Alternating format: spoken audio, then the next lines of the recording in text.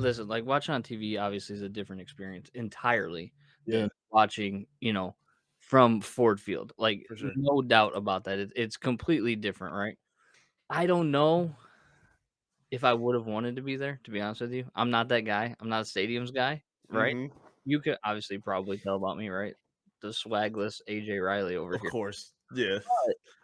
But you could sense, like, as the offense went, so the crowd momentum went.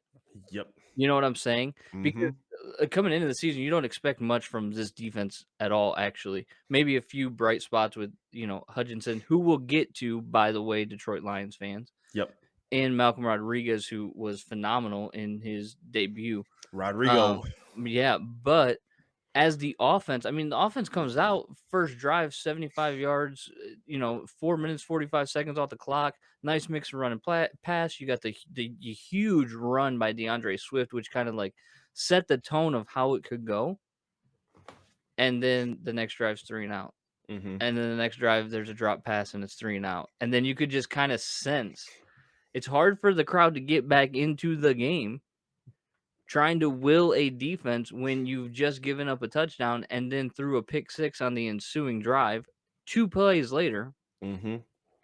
and that's deflating. And one of the great things about Ford Field is that built-in home field advantage that is very loud for opposing teams. Some of the Eagles were talking about it. They said they couldn't hear anything. Jalen Hurts said it was hard to communicate, and they said that the crowd of noise had a big impact on everything that was happening. But it sucked. It sucked to waste some of the performances that they saw. I mean, DeAndre Swift had the game of his For life, sure. but the offense, like you said it. I wasn't expecting the defense to have some lockdown game, but the offense was just very disappointing. I don't know if you can see it on the TV, but Jared Goff had at least 3 or 4 passes in the first half, especially on third down, where he was literally trying to throw to a receiver Mhm. that wasn't even didn't even have his head looking for him Yeah. yet. It looked like he was still in the first steps of his break in his Yep. route. And, Goff was not even on a, oh, I'm getting rushed type thing. It was a, okay, I'm throwing it to you, and there's a clear miscommunication. Amon-Ra had a big drop. DJ Shark wasn't really sharp at all in the first half. Like, he was just all over the place. And then Hawk kind of comes and goes. I get annoyed with him sometimes. He had a really good start with a good third down conversion in the Yeah, that first was a half, but great conversion. he just disappears a lot. That kind of annoys me. So yeah, that it's gonna be annoying watching this offense this season. I can feel it already. So as we continue to break down this week one, I want to remind everybody that's watching, first of all, thank you for tuning in. But throw your chats and comments and questions and thoughts about week one against the Philadelphia Eagles into the chat. Eric and I would love to interact with you that way. We can't be the only ones who being emotional We this weekend. no, Talk to us, please. no,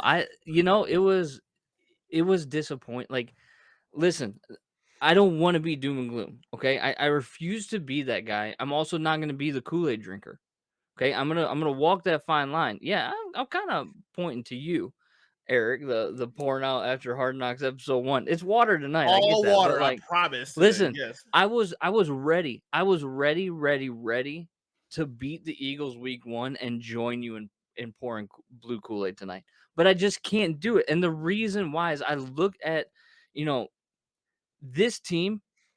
We said throughout Hard Knocks, right? The number one thing about this team is grit, and they showed that. So Yep. that's a win. But I'm not a moral victory kind of guy. No. The Okay. hell with that. You're never going to hear me say, well, here's a trophy for trying hard because I don't, that's not what wins you football games. Hmm. Grit is good, Yes. but wins matter, right?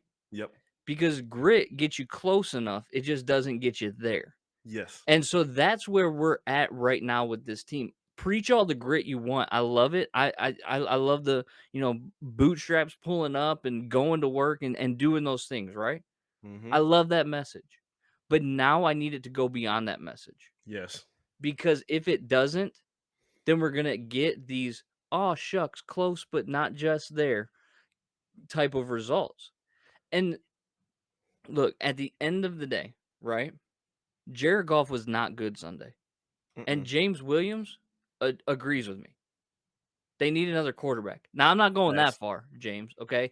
I'm not going to say that they need another quarterback, but the success of this season is going to be dependent upon the right arm of Jared Goff. and he was not helped out. Okay, there was a huge third down play where he threw a beautiful ball to Josh Reynolds on a crossing route that hit him in the hands that he dropped. The Yep. very next play, Goff fumbled the shotgun snap and got sacked. Yep. Those things kill drives, and good teams don't make those mistakes. Yep. So I need them to take that next step, and that's where I came away week 1.